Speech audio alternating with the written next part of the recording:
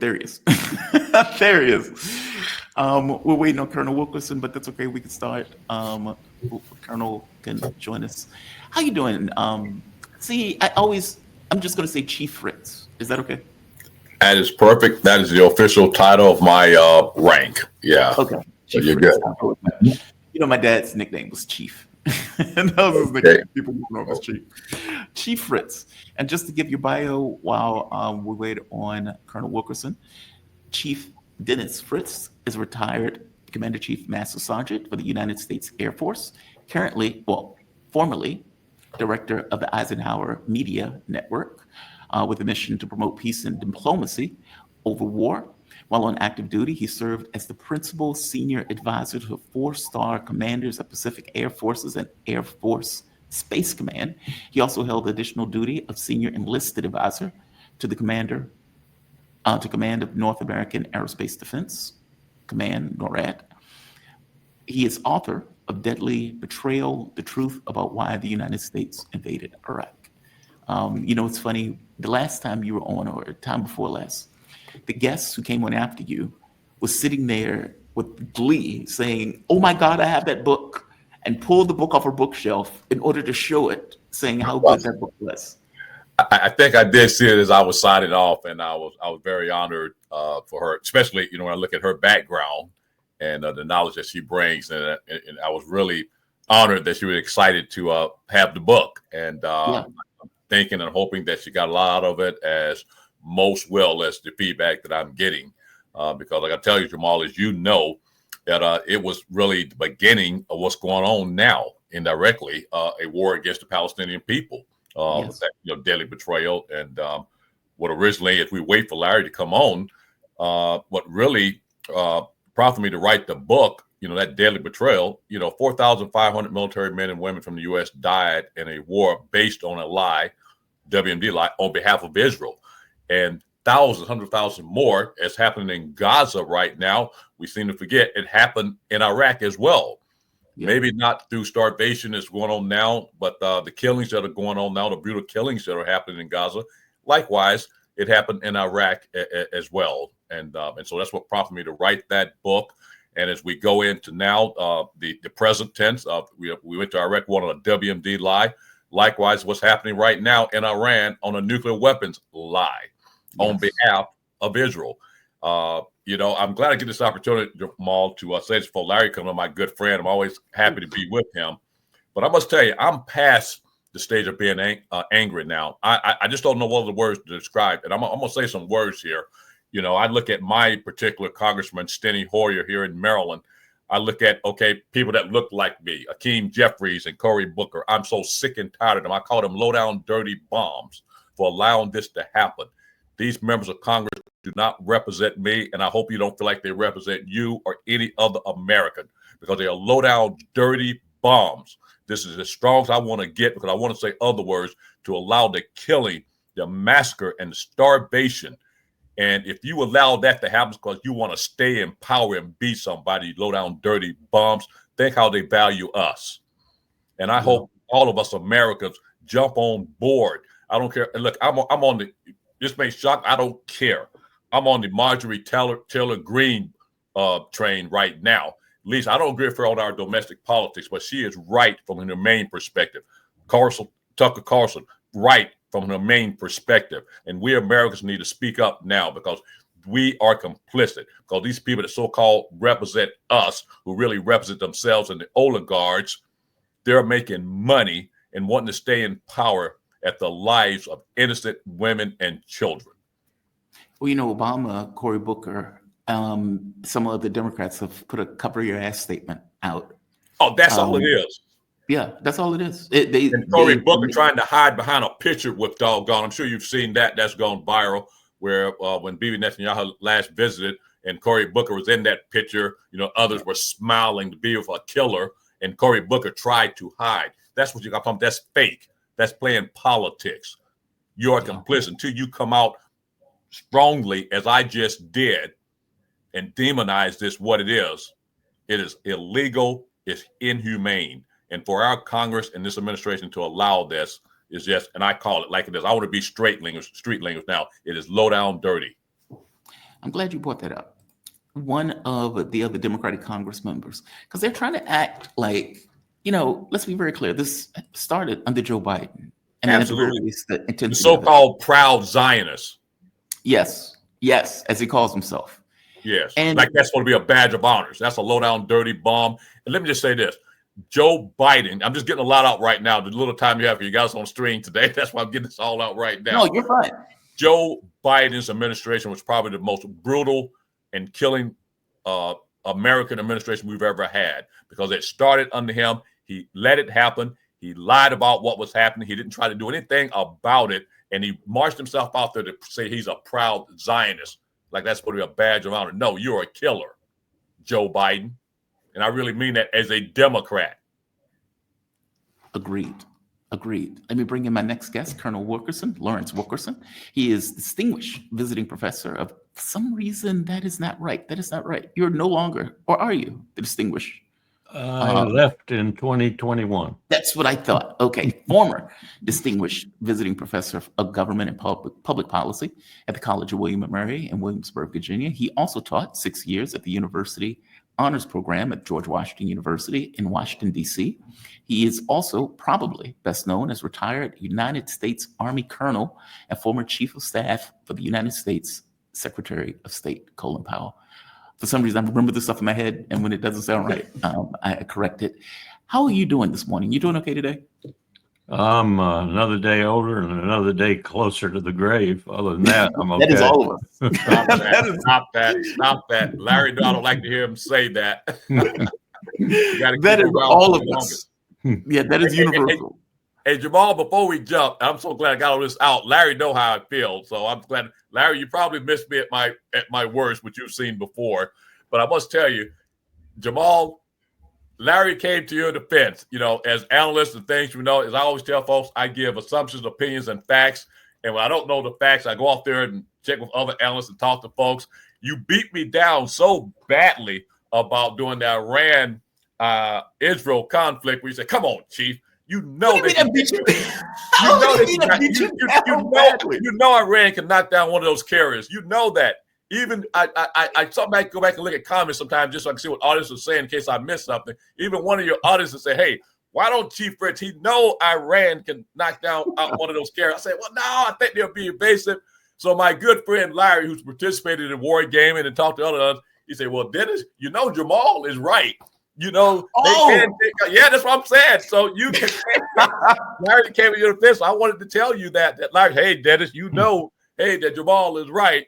So we've done the war game, and so you gotta let Jamal have that one. You gotta. I appreciate that. Yeah. I appreciate that. So I deeply appreciate that. I like being right, so I appreciate that. Well, all warfare, especially warfare at sea, is a roll of the dice. Yeah. But the odds are stacking up heavily with China, with Russia, with Iran versus carriers. And I think most of the surface Navy is absolutely in a myth that these things are going to survive. They aren't. And all they had to do was look at Eisenhower and other carriers that ventured forth in the Red Sea against Al-Ansar, the Houthis, to understand that their day has passed. Yeah. I mean, they could have, had they wanted to, they could have probably done irreparable damage to one of the carriers that we put in the Red Sea. We also put carriers on. No Navy admiral that I ever knew in my some 30-odd years, 10 of them really associated with the Navy, would ever have put a carrier in the Persian Gulf. It's just too dangerous. The water's very shallow. You could sink that carrier with a mine or a wake-homing torpedo. You don't need sophisticated missiles to sink it. So no Navy admiral with a brain would have ever put a carrier in the Persian Gulf. Now we've done it twice on the orders of a Marine Corps Central Command commander. Now there's your real dilemma. Why are Marines ordering Navy carriers into the Persian Gulf? It's a tripwire. I don't think they believe that. It's kind of like, the U.S. would attack Iran because the U.S. doesn't believe that Iran is going to respond in force. Meaning they don't believe they're going to fire. I think you're right. There's a lot of wishful thinking there. And to a certain extent, there's a strategic grounding for it, because Iran really would be insane to a certain extent to start a war that the United States had to come into. They don't want to do that. They realize there'd be no winner of that. We'd both be losers. And so they don't want it to happen. And we keep pushing them. Right. And Jamal, the reason I bring that up, because we're not out of the woods yet. Bibi Netanyahu is going to find some way to take that last piece, which is the 7 countries that you heard Wesley Clark had mentioned in the past. Iran being that last, and that's in the book Deadly Betrayal, talking about that. And Bibi's not going to let that go, and so he's going to push us into this war. And the reason I bring it up after talking to Larry and other analysts, we're going to head in that direction. As I mentioned, 4,500 military men and women died in the Iraq war over a span of years. All it takes, one of those carriers, you have a minimum of 5,000 personnel, Marines, Navy, sailors, and other contractors and support that is going to be impacted if one of those carriers are hit in a future war with Iran. But they have to know that if Iran sends a span of hypersonic missiles, that even if they can't necessarily win an overarching war, and I don't even know if that's true, those things are gone. I mean, that's assuming, let's say you could take down 1, let's say you could take down 2. Russia's been sending 700 drones. Like, this seems to be this kind of new version of warfare where these kind of capabilities of, okay, even if I could take down 400 drones, can I take down the last 200? That's astonishing. But you have to put in your strategic calculation the fact that you're attacking the empire and you're attacking a nuclear weapon state. Ultimately, that is a deterrent, a big deterrent for any state. Agreed. No, I agree with that, which is why I don't think Iran has attacked. But the problem is, you can't necessarily allow any state, to continuously attack you without you responding. I mean, when Iran was going after Israel, the first time it was theatrical. The second time it was a warning. The third time, okay, we're out for blood. And even then they were restrained. This time it will be if Netanyahu succeeds in reigniting the war. And even if he does bring the United States in, reluctantly, I think, from what Trump has said, even if that happens, I don't think Iran is going to give up. Then I think we're going to be in for a hell of a war. And we're going to lose ultimately. Iran may lose too, ultimately. But, you don't want to start a war both sides are going to lose.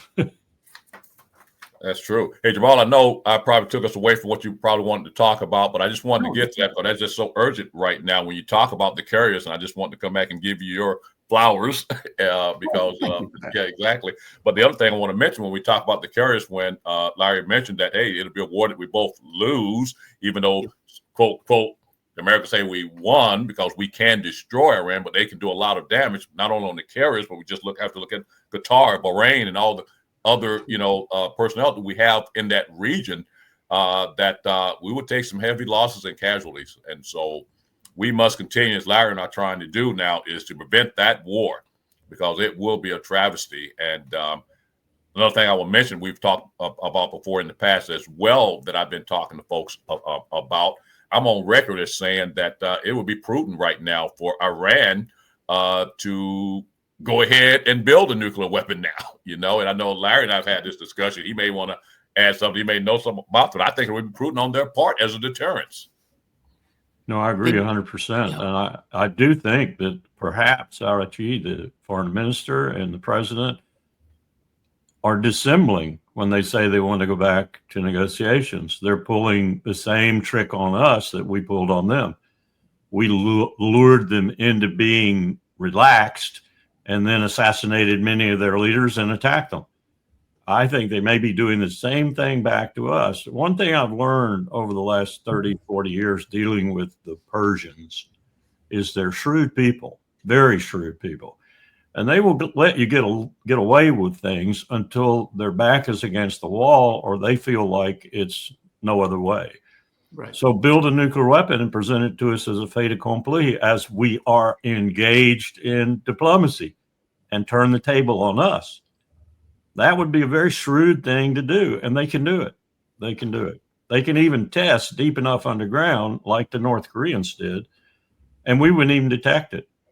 when the North Koreans did their first nuclear test, we got a notice from the seismic center in Geneva, which told us there was an unusual seismic activity and they weren't quite sure what it was. We got the geo coordinates on that seismic activity and said, whoa, this is where we expected if North Korea were to do a test, they would do it. But we didn't detect it. It was only when they did a second one and we were ready and had everything alerted that we detected they had done a second test. Iran could do that and then present it as a fait accompli to the region and the world. We are a nuclear weapon state. And if they want a president, just take a look at Libya and Gaddafi, what happened there when they gave it up. And then now look at, as Larry mentioned, North Korea. And look where they are. We will not mess with them. I guarantee you that. I want to get both of your takes on this. And Chief Fritz, let me start with you. I think the last time that we talked, I pointed out that I did think that Israel was going to attack, that the pulling back of forces and all this other stuff. And then a lot of people who I talk to say, yeah, but that's irrational. They're going to get hit. And that's always my thing, too. It's like they will get hit. Whatever they think of Iran has been building up for a war with the United States for like 20 years. And the guests that I've had on from Iran would say, we are less concerned about Israel than we are with the United States. We've been preparing for the U.S. Israel is a country of 8 million people. We're less concerned. And yet, they are most likely going to engage into another war. I mean, they didn't have an air defense. The air defense that they did have wasn't capable of stopping many of the especially advanced missiles that Iran had at its disposal. So just as a flat fact, Iran has the capability of decimating Israel if indeed it takes off the restraints that it has because it doesn't necessarily want to end up in this Samson option. If Israel knows that, why would they still attack? Because I do think they are probably going to try to get around to attacking. Is it just the thought that they can always pull the U.S. in? And even if you can get the U.S. in, they're still going to get battered. Why would they do that?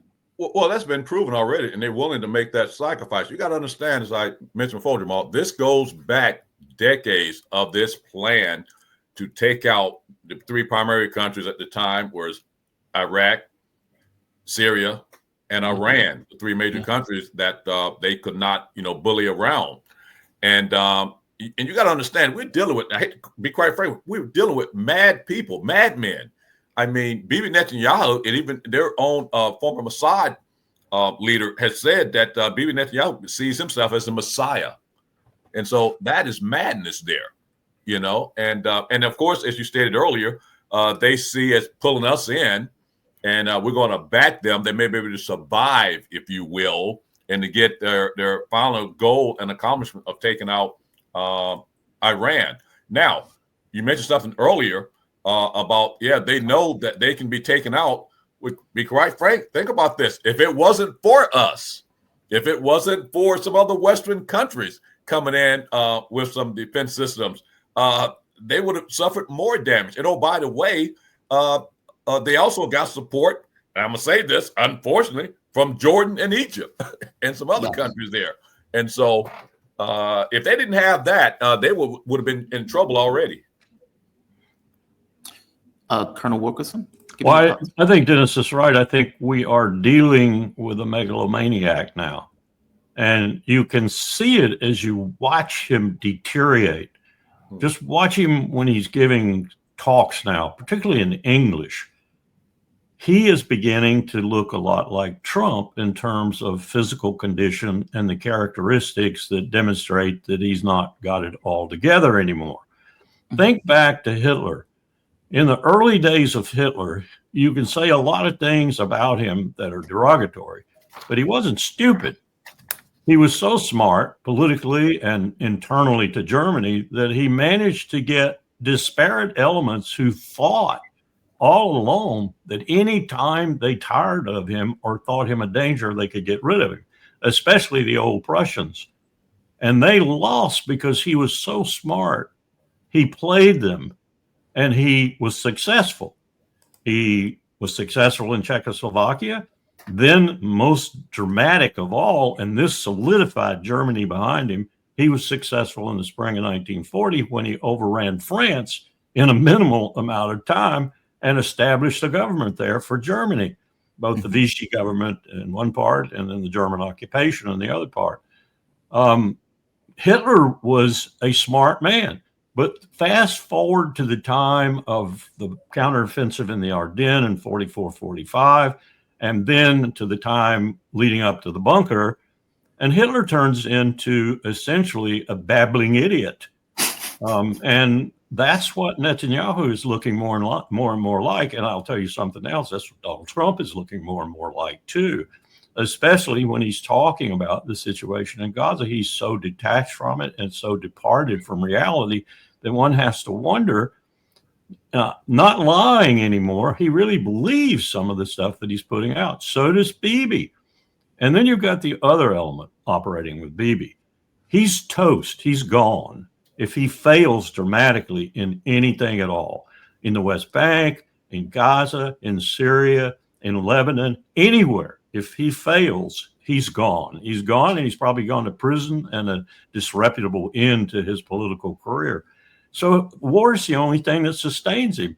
So look for more of it. Let me just say this. Let me just mention one other thing. Please. Bibi is past his time. His rhetoric is old now. He cannot lie like he used to. You know why? Yeah. Because we have the social media. He doesn't have the mainstream media in his hands now where he can go out there on mainstream media and say, there is no starvation in Gaza. We're not starving them. But yet now we have social media and people like yourselves to be able to expose that we can see with our own eyes. Bibi, you're telling a bold-faced lie. We've seen it. But correct me if I'm wrong, he did fail in Iran. I mean, he went to war, with several objectives, with the United States backing those objectives. But Jamal, you won't find many Israeli citizens of Israel, that half of Israel that is Israeli Jew. You won't find them believing that, because his hold on them is so tight and their wishes for his success are so ardent that you can't break in there. Maybe one or two on the periphery, like, for example, these two human rights groups in Israel that have now come out and condemned, very powerfully condemned this campaign of starvation as a warfare instrument. But basically, he's still got the bulk of the Jewish population of Israel behind him. And part of it, you got to think about it. As a prime minister, that's all they've known. Think how many times he's been in the position for so many years. Teflon. Yeah. What would it take? So it would take a failure, effectively, to dislodge him. A colossal. Let me ask you you were right to kind of highlight what Iran did to them as a possible failure, but they hid it. They're still hiding it. They still have not told their people the truth about the damage that was done to them. The only time you saw Bibi, as you heard me mention before, is when that hospital had some collateral damage, and he came out and exposed that. But all the other hits, you have not heard a word, which I understand. You know, you don't want your enemy, so-called, quote, quote, to know the damage they actually did and accuracy and all that. But there are people, not just us in the outside world, but his own people don't know the damage that Iran did, infrastructure-wise. And part of that is because Iran was very circumspect. Israel's a very small place, of course, but they were very careful to hit military targets. Exactly. They didn't hit civilian targets except when the military target was cheek and jowl with it, which the Israelis had done in some places. So, he's still fooling his people. Should Iran have hit more targets? Because you're right, they were circumspect. Yeah. They wanted a sanitized moral war, which as an American, that's not kind of the way we fight our wars. Well, I don't think Iran really wants a war. I don't think they even want a war with Israel. They're on record. But they just, how many wars has Iran started in the last 100 years? No, I accept that. But everything that they've done up to this point has led to the war. Meaning every action of pragmatism has been accepted as weakness. And that has been with Russia and Ukraine, that has been with Israel all the way through all of these conflicts that they've stumbled on. With Israel, it's manufactured, though. Right. It is manufactured. It's not real. And I think you're hearing from people in the region, in Armenia, in Azerbaijan, in Georgia, in other countries in the region that are concerned with what's happening, because one thing is it's impacting that desire to build that other trade route along the Persian Gulf, land-based route. They are hearing and understanding what Iran did. And so their calculus is now changing with respect to Russia, China, and Iran, because they see Iran as not only being supported by Russia and China, but also being able to handle its own situation. They didn't know that that was the case before. They bought the propaganda. They bought the invincibility of the IDF and of Israel. They bought all that, a pig in a poke they bought. Now they understand because they got good intelligence on what Iran actually did to Israel. So now you have a whole different situation in the region with people thinking about their alliances and their friendships, their trade relations, and everything else.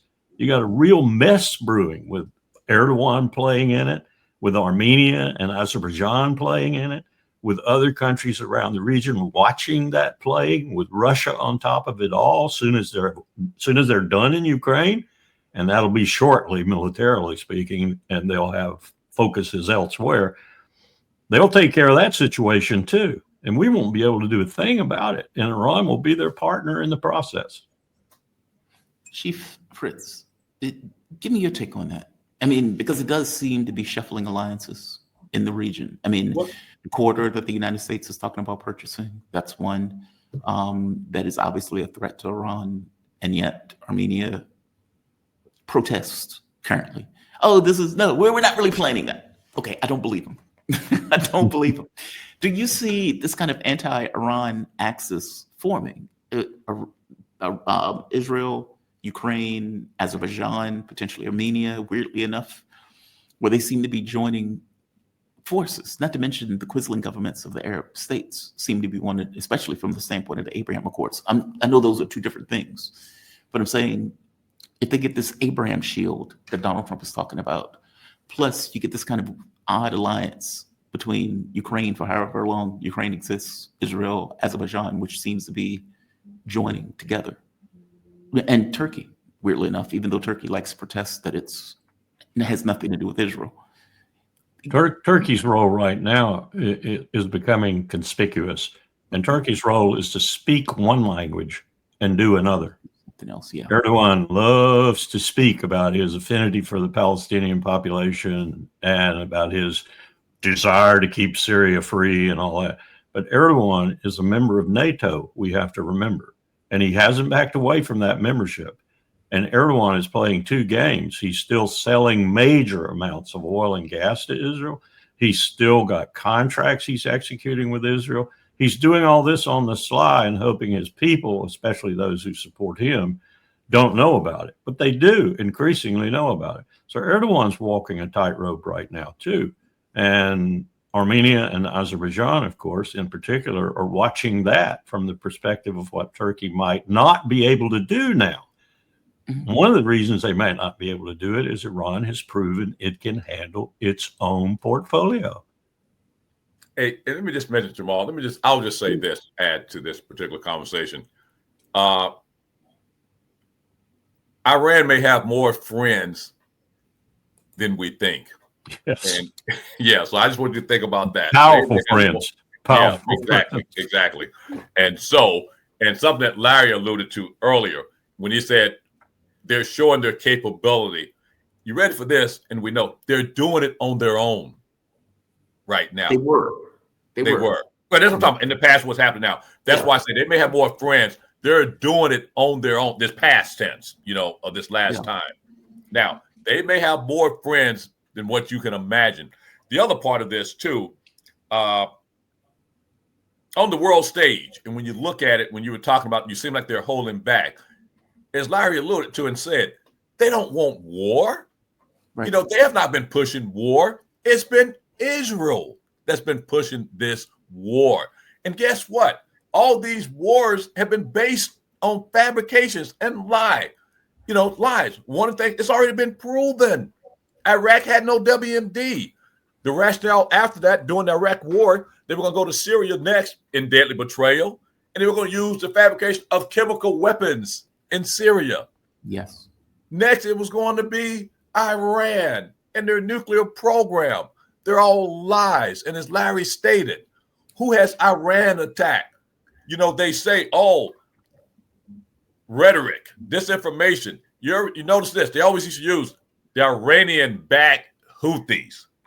Why? That was to demonize them. Oh, they're the most source of terrorism in the Middle East. No, they have interest because people like the West and the United States in particular are in their backyard. They're not in our backyard. We're in their backyard trying to control where they live. And let me just add that the greatest sponsor of terrorism in the Middle East right now is Israel. Bingo. What are they doing in Gaza? What are they doing in the West Bank? What are they doing in Lebanon except practicing terrorism? They're a terrorist state. Yes. Yeah. And Jamal, mention one thing. Let's forget about Hamas for a moment, okay? You're trying to blame everything on Hamas. Look at the West Bank. The West Bank, they don't control it. Look what they're doing. Israel. Agreed. Yeah. Agreed. I mean, the military is protecting settlers as they go murder, maim.